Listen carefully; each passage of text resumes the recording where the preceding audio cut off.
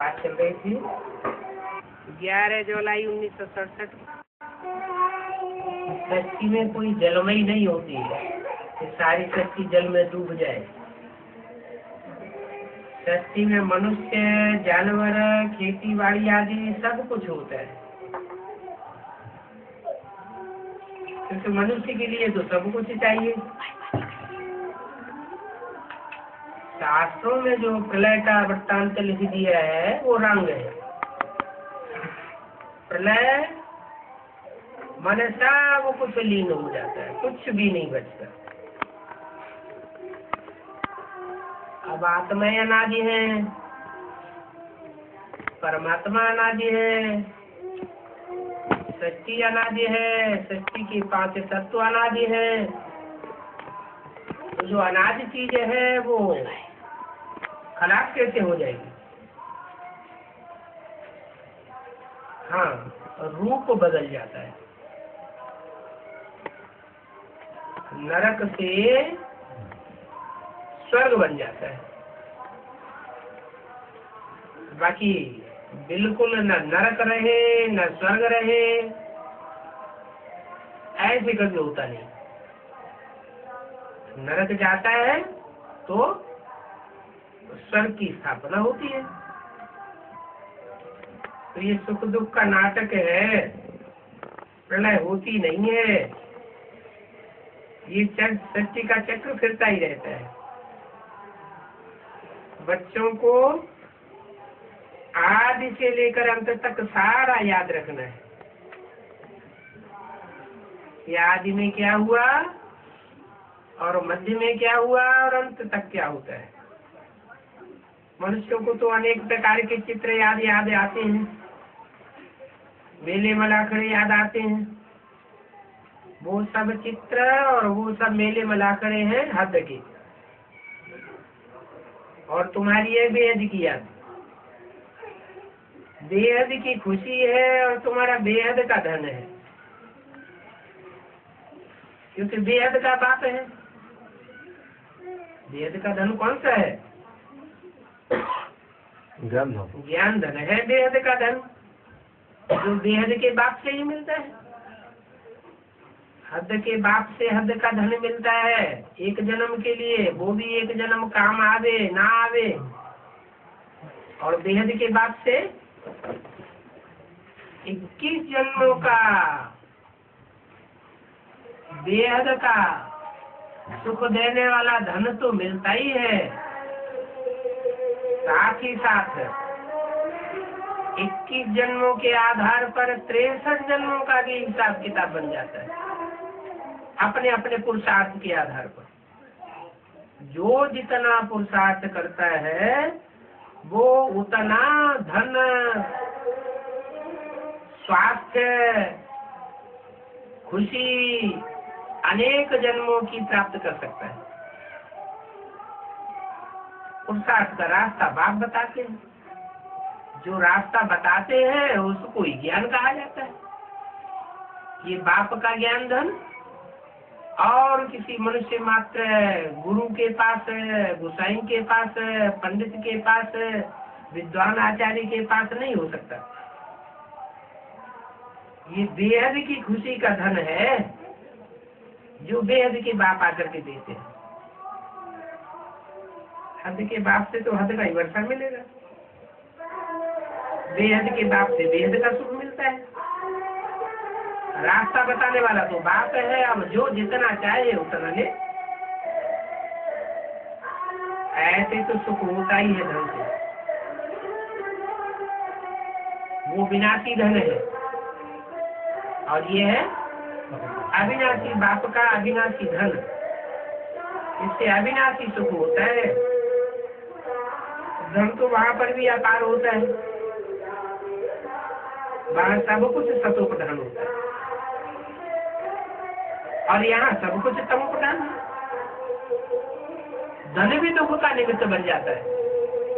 कोई को बहुत ज्यादा धन हो तो भी कोई बहुत दुखी रहता है, तो धन तमोप्रधान हुआ ना। वहाँ धन सतोप्रधान होता है। धन किसी के पास ज्यादा भी है, थोड़ा भी है, तो भी दुखदायी नहीं होगा, सुखदायी होगा। तुम्हारी बुद्धि में है कि हम सतो प्रधान थे, अभी फिर हमको सतो प्रधान बनना है। ये भी तुम अभी जानते हो, मनुष्य तो घोर अंधेरे है, तुम्हारे में भी नंबरवार है।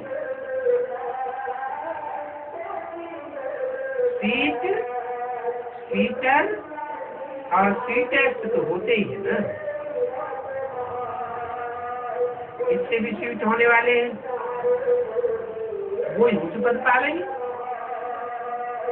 सीटेस्ट तो वो है जो बहुतों का कल्याण करते हैं, सिर्फ अपना ही कल्याण करते हैं तो उनको सीटेस्ट नहीं कहेंगे। बाप भी स्वीटेस्ट है तो सबका कल्याण करता है। कोई माखी व चीनी आदि को स्वीटेस्ट नहीं कहा जाता है, ये तो मनुष्य की चलन के आधार पर कहा जाता है कि ये बहुत मीठा है। कहते हैं ना ये स्वीट चाइल्ड है, सत्य में कोई भी ऐसे शैतानी की बात होती नहीं है। इतना उच्च पद जो पाते हैं तो जरूर इतना उच्च पुरुषार्थ भी किया होगा। तुम अभी नई दुनिया को जानते हो, औरों की बुद्धि में नहीं होगा। ये कौन सी नई दुनिया की बात करते हैं? तुम्हारे लिए तो जैसे कि कल ही ये नई दुनिया सुखधाम होगी, और कल की मनुष्यों के लिए 40, 50, 60, 1000 वर्ष भी पड़े हुए हैं। वो समझते हैं कलयुग बहुत दूर है, तुम समझते हो कि अब कलयुग गया के गया, तुमको पता ही नहीं है इस विश्व में शांति कब थी। तुम्हारी बुद्धि में तो बैठ गया है कि आज से 5000 वर्ष पहले भी विश्व में शांति हुई थी, 2000 वर्ष तक सुख शांति का राज्य चला था। सब मनुष्य कहते हैं विश्व में शांति हो जाए। तुम बच्चे जानते हो कि पहले भी विश्व में शांति थी, अब भी विश्व में शांति होगी। 2000 वर्ष तो अशांति रही, अब शांति कैसे हो जाएगी? क्योंकि 2000 वर्ष के बीच में कभी भी बाप जो आत्माओं का बाप है वो सृष्टि पर आता ही नहीं। अभी आया हुआ है तो जरूर शांति होगी।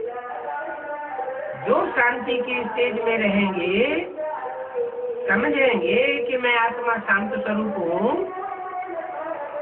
तो उनको शांति भाती। आत्मा की स्थिति में रहने की बात है। बाप कहते हैं तुम आत्मा हो, आत्मा स्वयं शांत स्वरूप है, आत्मा का रूप ही शांति का है। अशांत तब होती है जब तामसी देह में आती है। सतुग में भी देह होती थी, लेकिन वहां तत्व प्रधान देह जो चोला था 5 तत्वों का बना हुआ, वो सत्व प्रधान था। 5 तत्वों से चोला बनता है ना, पृथ्वी जल वायु अग्नि आकाश, ये 5 तत्व साधन में प्रवेश करने वाली आत्माएं भी सत्व प्रधान थी। अब देह के सुख भोगते भोगते, 5 तत्वों के सुख भोगते भोगते आत्माएं भी तमो प्रधान हो गई और 5 तत्व भी तमो प्रधान हो गए। अभी बाप आकर के रास्ता बताते हैं कि तमो प्रधान से सतो प्रधान कैसे बने। क्या रास्ता बताते हैं? कौन बनाएगा तमो प्रधान को सतो प्रधान? सारी दुनिया तमो प्रधान है, कैसे बनेगी?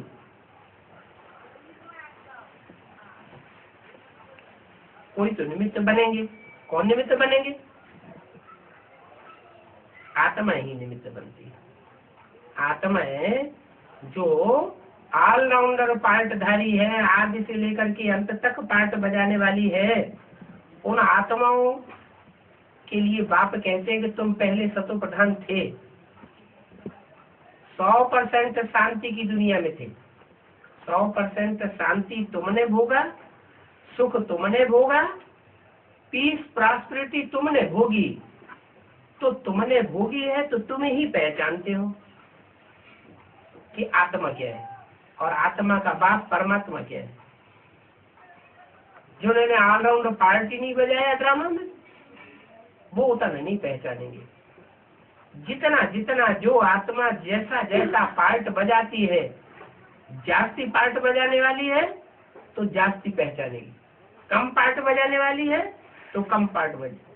जैसे बैटरी होती है, बैटरी बड़ी होगी तो उसमें ज्यादा पावर भरेगी, ज्यादा लंबे समय तक चलेगी। छोटी बैटरी होगी तो थोड़े समय तक चलेगी। ऐसे ये आत्मा रूपी बैटरीज है तो एक जैसी देखने में, लेकिन पावर उनमें नंबर बार भरती है। कोई तो इतनी पावर भरते हैं कि आज से लेकर के अंत तक 82-83 जन्म तक भी सुख में रहते हैं। दुख नाम की चीज उनको भासती नहीं। हाँ, आखिर में तो सबको तो प्रदान करना है। माया किसी को नहीं छोड़ती क्या? इसलिए कहते हैं जैसे बाप सब शक्तिवान है, वैसे माया भी सर्वशक्तिवान है। माया की लड़ाई भी आधा कल्प चलती है। आधा कल्प माया का राज्य चलता है और आधा कल्प मायापति भगवान का राज्य चलता है। तो दोनों की बराबर की टक्कर है। अभी अभी जीत किसकी होनी है? अभी तो भगवान की जीतनी है। अभी जीत होनी है तुम बच्चों की। कौन से बच्चों की जीत होनी है? जिन्होंने पूरे 84 जन्म लिए, उनकी पूरी जीत होनी है। ऑलराउंड पार्ट बजाते हैं तो उनकी बुद्धि में जल्दी बैठ जाता है कि हम पहले सतो प्रधान थे, अब हम तमो प्रधान बने हैं, अब हमको सबसे पहले सतो प्रधान बनना है। ये तुम्हारी बुद्धि में आता है। 83 जन्म 82 जन्म लेने वालों की बुद्धि में ये बात नहीं आती है। तो वो समझते हैं कि अभी 40-50 हजार वर्ष कलयुग के पड़े हुए हैं। और तुम क्या समझते हो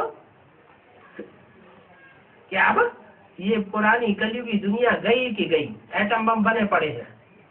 भगवान आया था, थोड़ी टाइम के लिए रुका है। हाँ, भगवान आया था और आते ही एटमिक एनर्जी बनना शुरू हो गई। इसलिए भगवान जिस तन में आता है उस तन के टाइटल के साथ ही लगाते हैं भक्ति मार्ग में हर हर बम बम। हर कहते हैं पापों का हरण करने वाला। दुनिया में जो पाप बढ़ जाते हैं उन पापों का हरण करने वाले का नाम रखा है हर। और वो हर है, पापों का हरण काहे से करता है? बम छूटते हैं तो पापों का हरण हो जाता है। पहले ज्ञान के बम छोड़ता है। क्या? दुनिया की हर चीज पहले सूक्ष्म होती है, फिर स्थूल होती है। मकान भी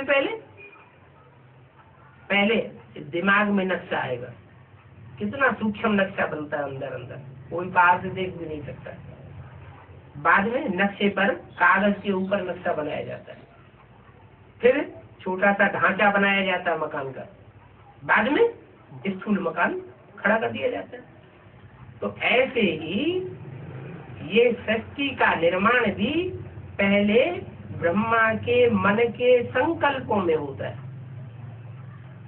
इसलिए गायन है ब्रह्मा के संकल्पों से सृष्टि रची गई। और ब्रह्मा के संकल्पों से सृष्टि रची जाएगी तो क्या ब्राह्मणों के संकल्पों से सृष्टि नहीं रची जाती होगी? वो अपना योगदान नहीं देंगे? ब्रह्मा है मुख्य है तो उसकी भुजाएं भी है। भुजाओं के बगैर काम थोड़ा ही होगा। तो भुजाएं भी अपना सहयोग देती हैं सृष्टि निर्माण में। हाँ, जो भुजाएं जितना सहयोग देती है उतनी प्राप्ति करती है। जो जितनी स्थापना का काम करेगा वो उतनी प्राप्ति करेगा। स्थापना करेगा तो पालना भी करेगा, स्थापना नहीं करेगा तो पालना भी नहीं करेगा। तो स्थापना करना अच्छा या विनाश करना अच्छा? कंस्ट्रक्शन करना अच्छा और डिस्ट्रक्शन करना अच्छा नहीं है। डिस्ट्रक्शन करने वाले राजाई प्राप्त नहीं करते और कंस्ट्रक्शन करने वाले, स्थापना करने वाले राजाई प्राप्त कर लेते। तो तुम बच्चे हो स्थापना, पालना और विनाश तीनों का कार्य करने वाले, लेकिन विनाश तुम डायरेक्ट नहीं करते हो कि कोई स्कूल में एटम बम बनाओ या बाहुबल चलाओ या तोप बंदूक चलाओ। ये तुम्हारा डायरेक्ट काम नहीं है। तुम्हारे संकल्प मात्र से ही इस सृष्टि पर विनाश की लीला खड़ी हो जाती है। जैसे रामायण में कहा भ्रकुट विलास सृष्टि लय होई, क्या एक क्रोध की झलक भी आ गई तो भी विनाश हो जाता है। कब? जब योग की पावर पूरी बढ़ जाएगी। इसलिए बाबा कहते हैं कि अच्छे संकल्प करना है। क्या हमारे थोड़े से संकल्प से, दुष्ट संकल्प से दुनिया का बहुत अकल्याण हो जाएगा। अभी हमें ऐसी प्रैक्टिस करनी है कि जिससे हमारे मन के अंदर से कोई दुष्ट संकल्प न निकले। जो भी संकल्प निकले सत संकल्प निकले, सदगति के संकल्प निकले। कोई की दुर्गति हमारे संकल्प से न होने पाए। भले कोई हमारा बुरा कर रहा है, हमारे लिए बुरा सोच रहा है, हमारे लिए बुरी वाचा निकालता है, गालियां देता है, दुष्ट वाइब्रेशन फैलाता है, तो भी हमको क्या समझना है? अरे पूर्व जन्म ने हमने इसके साथ ऐसा किया होगा तो उसका रिटर्न हमको दे रहा है। हिसाब किताब पूरा हो रहा है। बाकी जब हिसाब किताब पूरा हो जाएगा तो कोई हमको दुख नहीं देगा। लक्ष्मी नारायण जो बन जाएंगे और लक्ष्मी नारायण को कोई दुख देने वाला होगा क्या? होगा नहीं। जो सुखदायी आत्मा बनेगी, संपूर्ण आत्मा बनेगी, उसको कोई दुख नहीं दे सकता। तो अपनी सृष्टि हम अपने आप निर्माण कर रहे हैं। अज्ञानी लोग कह देते हैं भगवान ही सुख देता है, भगवान ही दुख देता है। लेकिन भगवान दुख देने वाला तो दुखदाता कहना चाहिए भगवान को। भगवान को कोई दुखदाता कहता है क्या? नहीं। भगवान को क्या कहा जाता है? सुखदाता कहा जाता है। भगवान को तो कोई दुखदाता नहीं। रावण है जो रुलाता है तो उसका नाम ही पड़ गया रावण। रावयते लोकान, लोगों को जो रुलाता है सो रावण। और मनुष्यों को जो रमण कराता है सुख में वो राम। नाम ही ऐसा पड़ जाता है। कैसा? काम के आधार पर। जैसा जिसका नाम जरूर उसने वैसा काम किया। इसलिए शास्त्रों में जितने भी नाम हैं वो सब अर्थ सहित है। व्यर्थ कोई नाम नहीं है। चाहे महाभारत में नाम हो दुर्योधन, दुशासन, युधिष्ठिर, ये सब अर्थ सहित है। चाहे भागवत में हो, चाहे रामायण में हो और चाहे देवासुर संग्राम में हो, जो भी नाम है वैसा वैसा उन्होंने काम किया है तो वैसे वैसे उनके नाम रख दिए। तो तुम बच्चे नई दुनिया को जानते हो कि नई दुनिया कैसे स्थापन होती है, कैसे बनती है नई दुनिया। नई दुनिया का मूल संकल्प क्या है?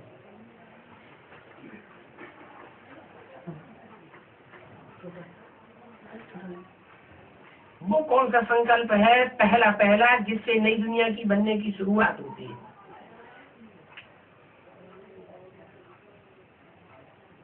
मैं देह नहीं हूँ, मैं आत्मा हूँ। स्व स्थिति में स्थित होना माना स्वर्ग बनाना। स्व से बनता है स्वर्ग और परचिंतन से पतन की जड़। दूसरों को नहीं देखना है दूसरा क्या कर रहा है। दूसरा जो कुछ कर रहा है वो अपने लिए कर रहा है। अच्छा करता है, बुरा करता है, अपने लिए कर रहा है। हम जो करेंगे वो हमको मिलेगा। इसलिए कर्म की थ्योरी पर पक्का रहना चाहिए। कर्म की थ्योरी पर कौन पक्के रहेंगे? जो आत्मा को मानेंगे। नास्तिक लोग आत्मा को ही नहीं मानते, तो पुनर्जन्म को मानेंगे? पुनर्जन्म को भी नहीं मानते। तो जब पुनर्जन्म को ही नहीं मानेंगे, आत्मा को ही नहीं मानेंगे, तो स्वर्ग नरक को क्या मानेंगे? न स्वर्ग को मानेंगे, न स्वर्ग की रचयिता को मानेंगे। स्वर्ग को भी नहीं मानते, स्वर्ग के रचयिता को भी नहीं मानते, स्व स्थिति को भी नहीं मानते, अपनी देह को ही सब कुछ समझते कि जब तक हम जिंदा हैं तब तक हम हैं। देह अहंकार में रहते हैं कि हम देह हैं, बस देह के अलावा और कुछ नहीं। तो उससे दुनिया में बनता है दुख, रौरव, नरक, देह समझने से। और आत्मा समझने से, स्वर्ग को पहचानने से स्वर्ग बनता है। तो सुबह से लेकर के शाम तक और शाम से लेकर सुबह तक, रात में सोते भी अपन को इस तार आत्मा समझने की तांत लगी रहनी चाहिए। जितना जितना हम आत्मा की स्थिति में स्थित होंगे, परमात्मा बाप हमारे पीछे पीछे दौड़ेगा। स्वतः ही उसकी याद आएगी। आत्मा की स्थिति वाला जो है वो ही सर्विस कर सकता है। जो देवान में रहने वाला है, कितनी भी भाग दौड़ करे, कितनी भी भाषणबाजी करे, उससे डिसर्विस ही होगी, सर्विस नहीं होगी, कुछ नहीं पाते। इसलिए मुरली में कहते हैं कि अपन को आत्मा समझकर दूसरों को ज्ञान समझाओ। आत्मा समझकर नहीं समझाते हैं, देवान में रहकर के दूसरों को ज्ञान सुनाते हैं, तो डिसर्विस हो जाती है। जैसे एडवांस वाले भी बहुत से हैं। कोई ब्रह्मा कुमार कुमारी मिलेगा तो बड़े नशे में, मगरूरी में आकर के उनको सुनाएंगे, ऐसी ऐसी बातें सुनाएंगे जो डाउन हो जाते हैं। तो सर्विस की या डिसर्विस की? ईश्वर का ज्ञान सुना करके किसी के चेहरे में खुशी लाए, ये सेवा हुई। या किसी का चेहरा लटक जाए, हम अपने को ऊंचा साबित कर दें और उसे नीचा साबित कर दें, तो सर्विस हुई, तो डिसर्विस हुई। ज्ञान का मतलब ही है जानकारी। काय की जानकारी? सुख की दुनिया की जानकारी, सुखदाता की जानकारी। सुखदाता कैसे हम आत्माओं को आत्म की स्थिति में स्थित करा के हम बच्चों के द्वारा स्वर्ग की स्थापना कराता है। आत्मा अभिमानी बच्चे ही स्वर्ग की स्थापना के निमित्त बनते हैं, देह अभिमानी स्वर्ग की स्थापना के निमित्त नहीं बनते। कितने बनेंगे आत्मा अभिमानी? 4.5 लाख ऐसी आत्माएं निकलेंगी जो जीते जी शरीर के रहते हुए भी आत्म की स्थिति में स्थित होने वाली होंगी। जब वो तैयार हो जाएंगे आत्म की स्थिति में, फिर बम्बोर को आग लग जाएगी। क्यों? 4.5 लाख जो शरीर से है और उनमें प्रवेश करने वाली जो 4.5 लाख आत्माएं हैं, राधा कृष्ण जैसी, उनके अलावा और कोई भी 16 कला संपूर्ण बनने वाली नहीं। जो भी सृष्टि पर है वो सब अधूरी आत्मा बनेंगे, अधूरी आत्मा की स्थिति वाली बनते हैं। इसलिए 4.5 लाख वो तैयार हुए और दुनिया का विनाश। हाँ, वो लास्ट विनाश। अभी छोटा मोटा नहीं कि अभी अफगानिस्तान में थोड़ा सा हो गया, अभी इराक में थोड़ा सा हो गया, नहीं। ऐसे एक एक शहर तो ये जलते ही रहेंगे, हिरोशिमा नागासाकी की तरह। लेकिन लास्ट में जो धमाके होंगे उसमें सारी दुनिया 4.5 लाख को छोड़ करके सबको शरीर छोड़ना पड़े। 4.5 लाख में भी बहुत से ऐसे विधर्मी आत्माएं हैं, दूसरे धर्म की छिलके वाली, उनको भी सेक लगेगा, उनको भी शरीर छोड़ना पड़े, क्योंकि दूसरे धर्म के थोड़े समय के लिए आत्म की स्थिति धारण कर पाते हैं, लंबे समय तक आत्म की स्थिति धारण नहीं करते। नहीं तो राधा कृष्ण का जब से जन्म होता है तब से लेकर के 36 तक 18 साल तक जो आत्म की स्थिति धारण करने वाली आत्मा है वो पक्की देवता धर्म की है।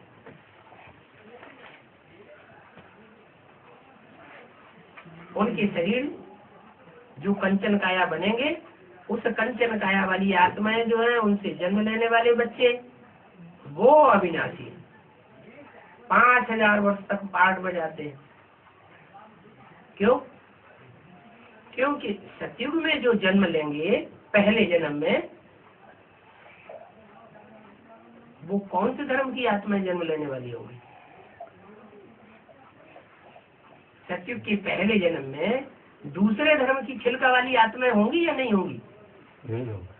हाँ? सतयुग में देवता जो सनातन धर्म आत्मा होता है वही होता है, वही होंगी। बाकी धीरे धीरे बाद में उतरते रहेंगे, धीरे धीरे उतरेंगे। 84 जन्म तो होंगे। हाँ। जो भी बीज रूप आत्माएं 4.5 लाख हैं, उनके 84 जन्म तो पूरे होंगे। भले पहले जन्म के लास्ट में आवे, हाँ। लेकिन वो आत्माएं जो है गैप मार देंगी। जैसे राधा कृष्ण की आत्माएं शक्ति रूपी रंगमंच पे कितना गैप मारती हैं? 50 साल। 69 में शरीर छोड़ा, हाँ। और 18 में जन्म होगा। कितने साल हुए? 50 साल हो गए ना। तो उनको ही 50 साल लग जाता है। तो वो तो है चंद्रवंश की पक्की। हाँ। कौन? ब्रह्मा और सरस्वती। सरस्वती, वो तो चंद्रवंश के हीरो हैं। हाँ। तो उनको ही जब 50 साल का टाइम लग जाता है, तो जो और धर्म के जो बीज हैं, जिनमें दूसरे धर्म का छिलका चढ़ा हुआ है, उनके और भी टाइम कम हो जाता है। तो वो जन्म लेते रहेंगे। कब तक लेते रहेंगे? जब तक इस्लाम धर्म में कन्वर्ट होने वाली आत्मा ऊपर से नीचे न उतर आए। वो कब उतरेगी?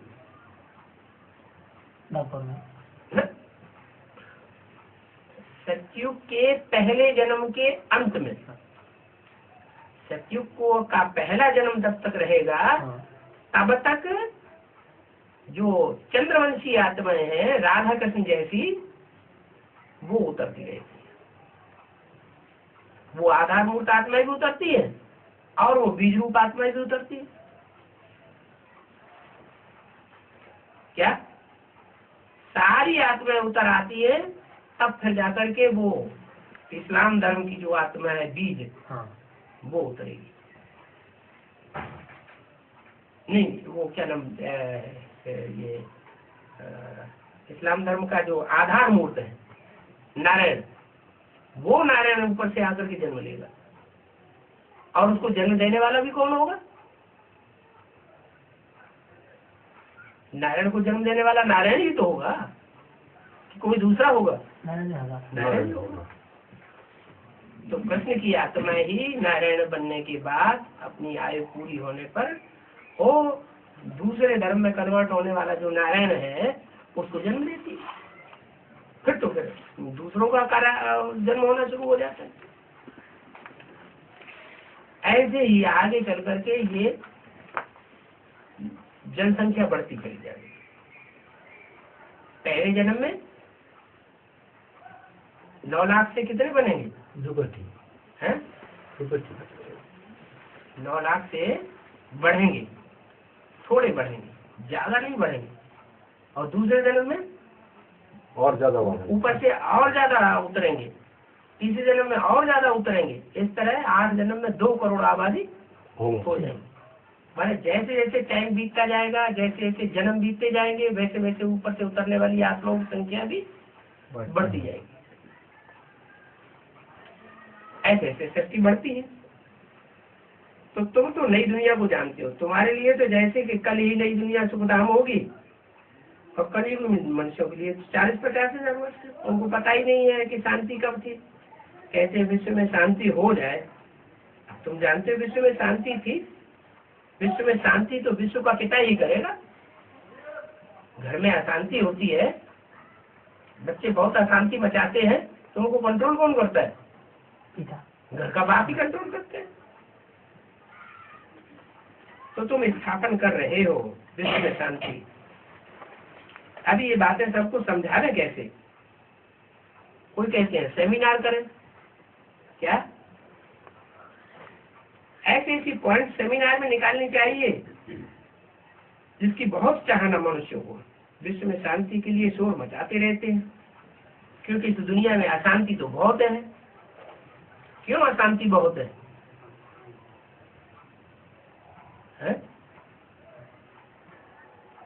घर में एक धनी धोरी हो तो शांति होगी, या घर के अनेक धनी धोरी हो जाए तो घर में शांति होगी? जो एक होता है तो शांति होगी। एक घर में अगर वैश्यालय खुल जाए तो वैश्यालय में तो अशांति होगी ना। हाँ।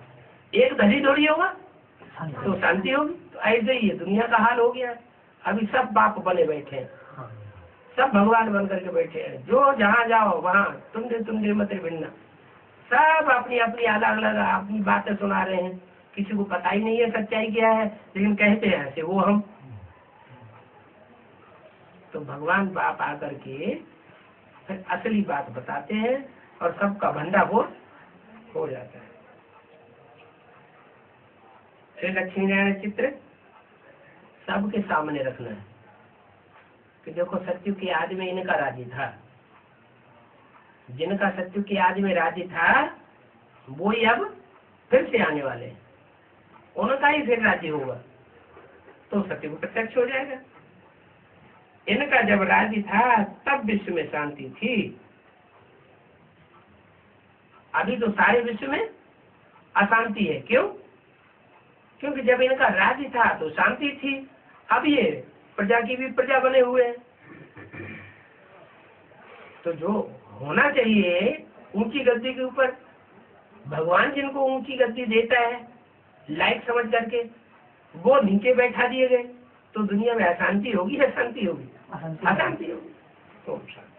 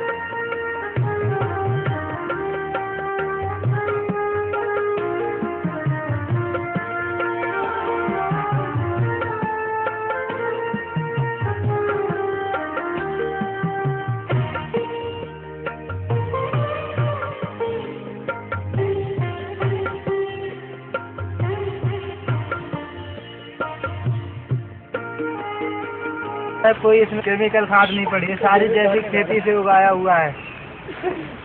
और एक एक कद्दू कम से कम 6 किलो 7 किलो का आता है।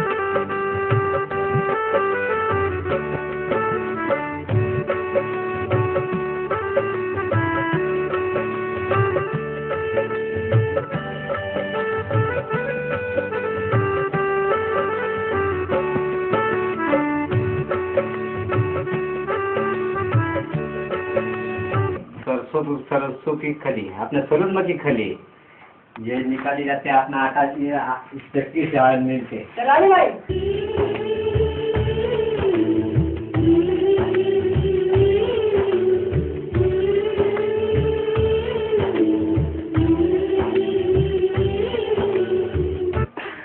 चक्की में खली और जो आटा पीसा जाता है।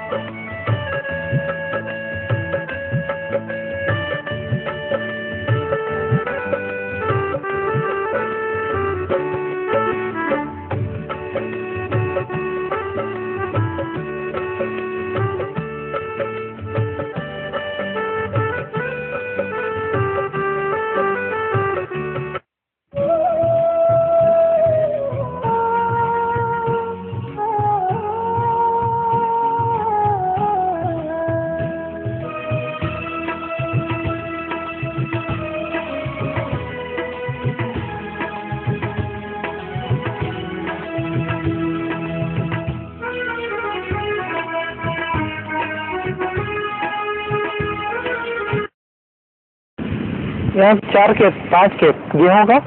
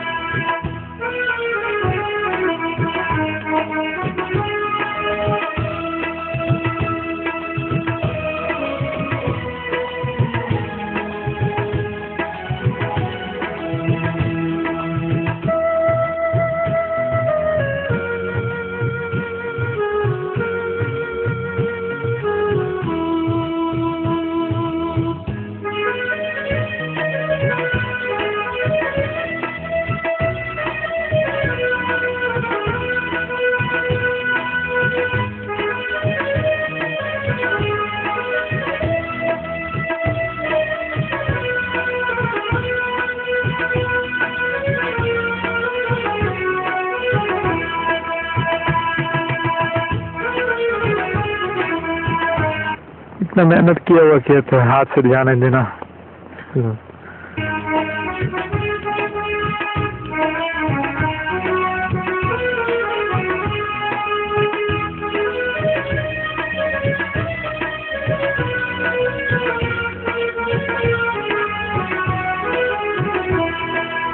ये अमरूद का बगीचा।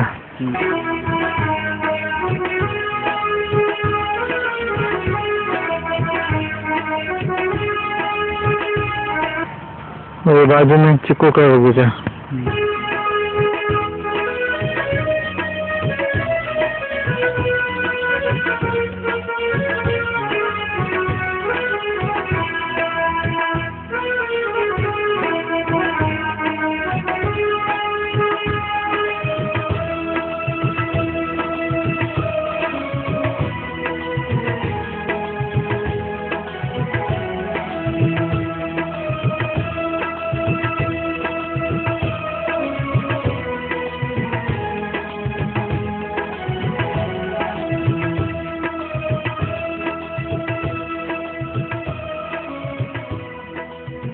ये सब्जी के खेत हैं, गांठ गोभी, पत्ता गोभी, चुकंदर।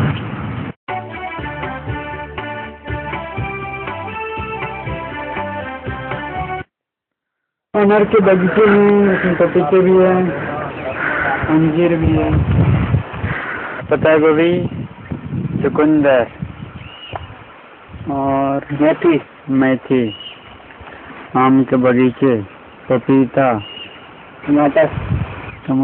टमाटर भी है उधर कोने में।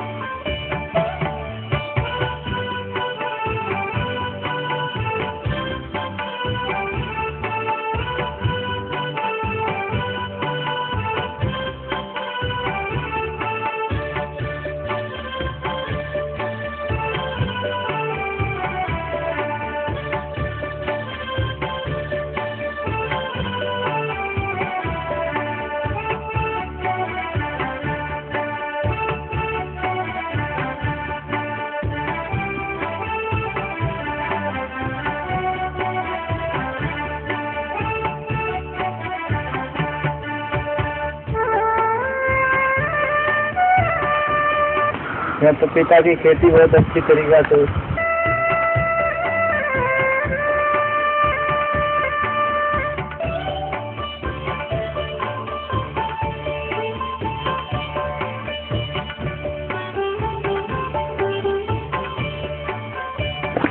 तालाब होता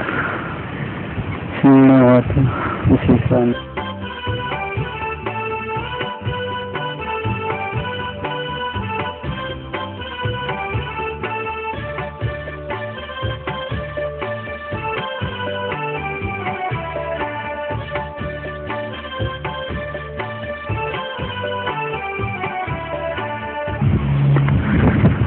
सरसों का खेत, मूंगफली वाले खेत के ऊपर।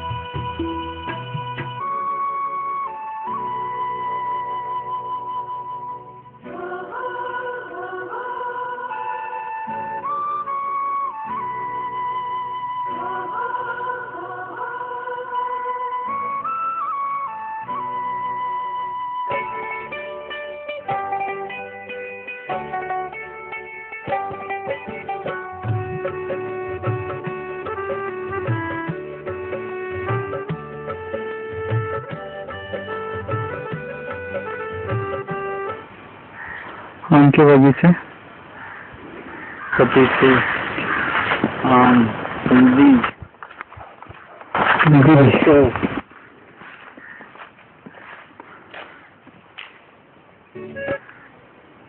कुछ जैविक खाद डाला है ना इसमें।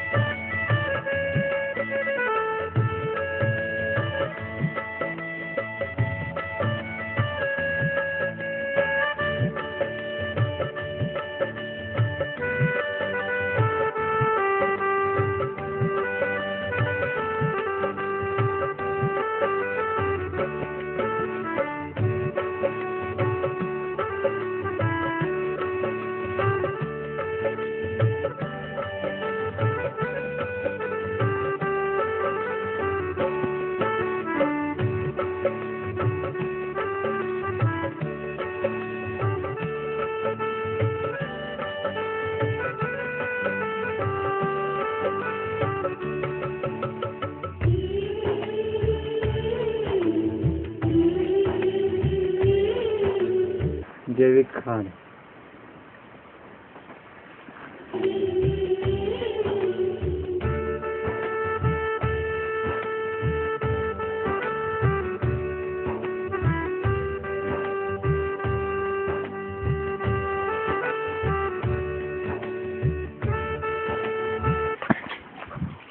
क्या है फिर से बोलो। जैविक यूरिया।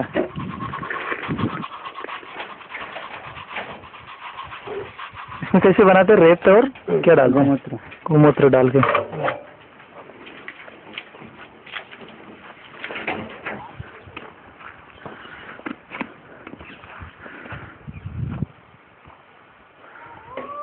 कितने बेड हैं?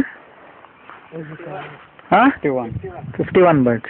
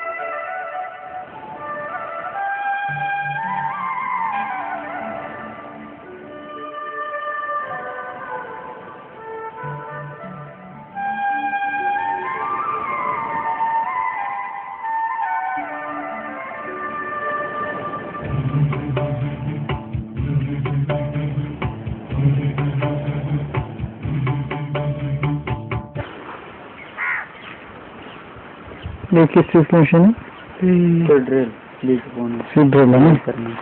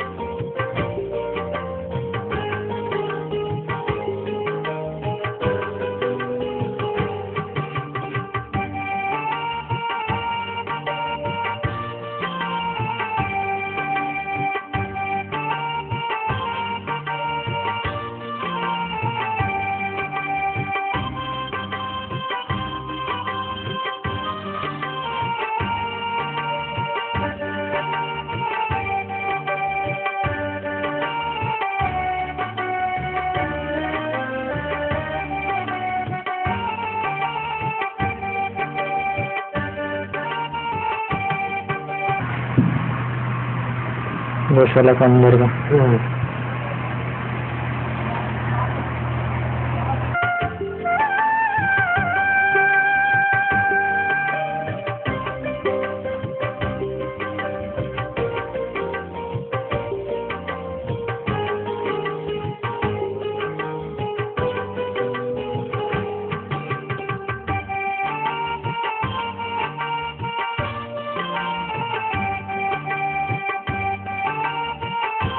गोमूत्र कलेक्ट करने का, यूरिया बनाने के लिए। नेचुरल वहाँ से डब्बे में जाता है, फिर वहाँ से उठा लेते हैं।